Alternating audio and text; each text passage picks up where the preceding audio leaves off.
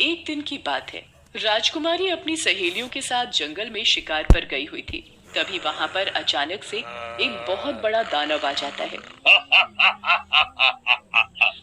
राजकुमारी जी जल्दी भागो यहाँ से, नहीं तो ये दानव हम सबको खा जाएगा। जाती कहाँ हो? रुको। दानव एक एक करके राजकुमारी की दासियों और सैनिकों को अपनी हथेली पर उठा लेता है। ए दानव, रुको, तुम इन्हें नहीं खा सकते। इतनी सुंदर राजकुमारी, इसे तो मैं अपनी रानी बनाऊंगा। दानव राजकुमारी की दासियों को छोड़ देता है और राजकुमारी को अपनी हथेली पर उठा लेता है। छोड़ो, छोड़ो मुझे। दानव राजकुमारी को अपनी डरावनी आंखों से देखने लगता है। ये देख राजकुमारी बेहोश हो जाती है। मैं इससे शादी करूंगा। तुम राजकुमारी को उस दानव के हवाले कैसे छोड़कर आ सकते हो? महाराज हमें माफ कर दें, पर हम कर भी क्या सकते थे। सारे राज्य में ऐलान कर दो, जो राजकुमारी को उस दानव से छोड़ा कर लाएगा, मैं उसकी शादी अपनी बेटी राजकुमारी से कर दूंगा और साथ में उसे इस राज्य का राजा भी बनाऊंगा। उधर दानव राजकुमारी को लेकर चला जाता है और उसे अपनी गुफा में कैद कर लेता है। चारों तरफ इंसानों की खोपड़ियां हड्डियां पड़ी हुई थी। मुझे यहाँ से जाने दो। मैं तुमसे शादी करूंगा।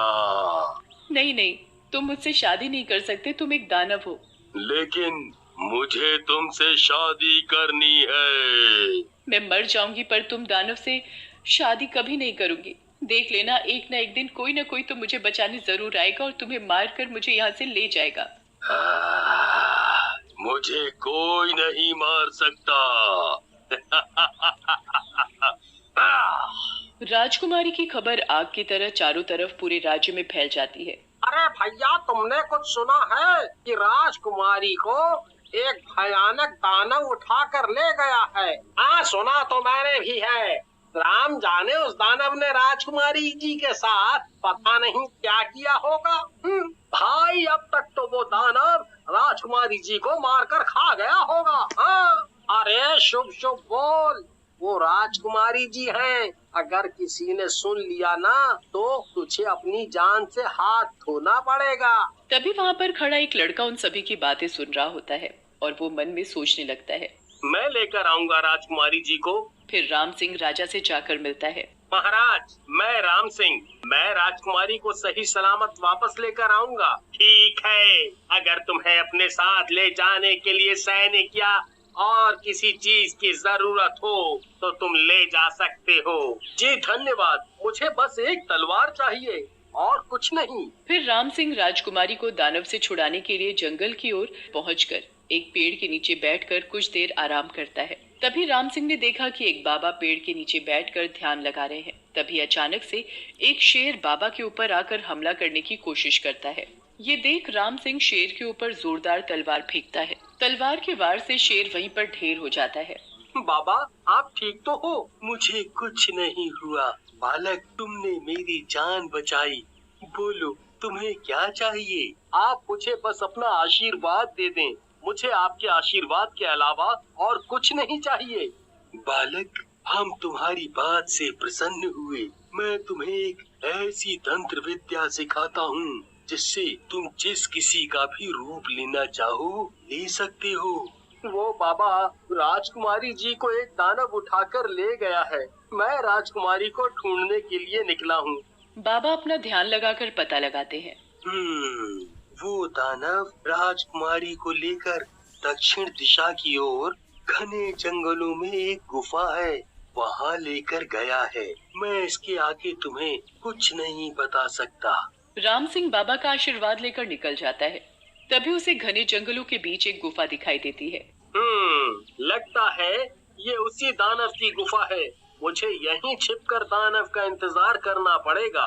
तभी कुछ देर में दानव गुफा से बाहर निकलकर चला जाता है। यही सही मौका है गुफा के अंदर जाने का। राम सिंह गुफा के अंदर चला जाता है। अंदर जाकर राम सिंह देखता है कि दानव ने राजकुमारी को एक बहुत बड़े पिंजरे में कैद कर रखा है। मुझे यहाँ से निकालो, वो दानव मुझसे शादी करना चाहता है। मैं मर जाऊंगी पर उस दानव से शादी नहीं करूंगी। राजकुमारी जी, आप चिंता ना करें, मेरे होते हुए दानव आपका कुछ बिगाड़ नहीं पाएगा। वो दानव बड़ा ही खतरनाक है, वो तुम्हें मारकर खा जाएगा। राजकुमारी, आप मेरी बात ध्यान से सुनो, जैसा मैं कहता हूँ वैसा करो। आप दानव से प्यार का नाटक करो। जैसे ही दानव के बड़े बड़े कदमों की आहट आती है, राम सिंह एक मक्खी का रूप ले लेता है। राजकुमारी जी, आप जल्दी से मुझे अपने बालों में छुपा लो। राजकुमार राम सिंह मक्खी को अपने बालों में छुपा लेती है।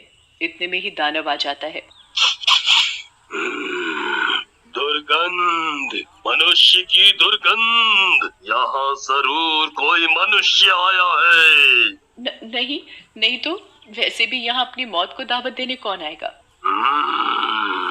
पर मुझे मनुष्य की दुर्गंध आ रही है। वो तुम मांस खाकर आए हो, इसीलिए तुम्हें दुर्गंध आ रही होगी। तो राजकुमारी, तुमने मुझसे शादी करने का क्या सोचा? पहले तुम मुझे इस पिंजरे से बाहर निकालो। दानव राजकुमारी को पिंजरे से बाहर निकाल देता है। फिर राजकुमारी दानव से प्यार का नाटक करने लगती है। सच कहूँ तो तुम मुझे अच्छे लगते हो। सही में? मुझे तो यकीन ही नहीं हो रहा कि तुम मुझे पसंद करती हो। अब मैं तुम्हें कैसे यकीन दिलाऊं? ये कहते हुए राजकुमारी दानव के गले लग जाती है और मन में कहने लगती है, न चाहते हुए भी मुझे इसके गले लगना पड़ रहा है। तो ठीक है, हम आज ही शादी कर लेंगे। किली किली किली किली। नहीं नहीं नहीं, अभी नहीं, अभी थोड़ा इंतजार तो करो मेरी जान। दानव राजकुमारी की बातें सुनकर फूला नहीं समाता। फिर कुछ देर में रात हो जाती है। मुझे नींद आ रही है, मुझे सोना है। ठीक है, तुम आराम से सो जाओ। और अगले दिन दानव को भूख लगती है तो वो भोजन की तलाश में जंगल की ओर निकल जाता है। दानव के जाते ही राम सिंह राजकुमारी से कहता है, राजकुमारी जी, मुझे अपने बालों से बाहर तो निकालो। राजकुमारी मक्खी बने राम सिंह को अपने बालों से बाहर निकाल देती है।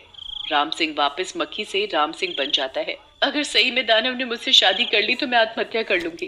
राजकुमारी जी, ऐसा कुछ नहीं होगा। ऐसे ही हर रोज राम सिंह दानव के आने से पहले मक्खी बन जाता और राजकुमारी उसे अपने बालों में छुपा लेती और दानव के जाते ही राम सिंह वापस मक्खी से राम सिंह बन जाता। इसी तरह से राम सिंह और राजकुमारी को एक दूसरे से प्यार हो जाता है। इस दानव को मारना इतना आसान नहीं है, पर नामुमकिन भी तो नहीं। राजकुमारी जी, आज जब दानव गुफा में आएगा तब तुम उससे प्यार प्यार में उसकी बस पूछना। फिर दानव के आने से पहले राम सिंह मक्खी बन जाता है और उसे अपने बालों में राजकुमारी छुपा लेती है। और जैसे ही दानव गुफा में आता है, क्या बात है, आज आप किसी राजकुमार से कम नहीं लग रहे। ये सुनकर तो दानव खुशी से नाचने लगता है। कभी कभी तो मुझे डर लगता है कि कहीं कोई तुम्हें मार न डाले। ये सुनते ही दानव जोरों से हंसने लगता है। मुझे कोई नहीं मार सकता, कोई नहीं, चाहे कोई कितना भी ताकतवर हो। तुम मजाक कर रहे हो ना? तुम्हें मेरी बात का यकीन नहीं है? नहीं, मैं कैसे मान लूं कि तुम्हें कोई नहीं मार सकता? वो पिंजरे में तोता देख रही हो? हाँ, तो उसमें देखने वाली क्या बात है? वो कोई मामूली तोता नहीं है, बल्कि उस तोते में मेरी जान छुपी है। जैसे ही कोई उस तोते को मारेगा, मेरी मौत हो जाएगी। सच्ची में? हाँ, ये राज आज तक कोई नहीं जान पाया सिवाय मेरे। और अब तुम जानती हो, क्योंकि अब तुम मेरी रानी बनने वाली हो, इसलिए ये बात मैं तुम्हें बता रहा हूँ। अच्छा, अब मुझे नींद आ रही है, मुझे सोने दो। फिर राजकुमारी और दानव सो जाते हैं और अगले दिन जैसे ही दानव अपने शिकार के लिए दूर निकल जाता है, राजकुमारी मक्खी को अपने बालों से निकाल देती है।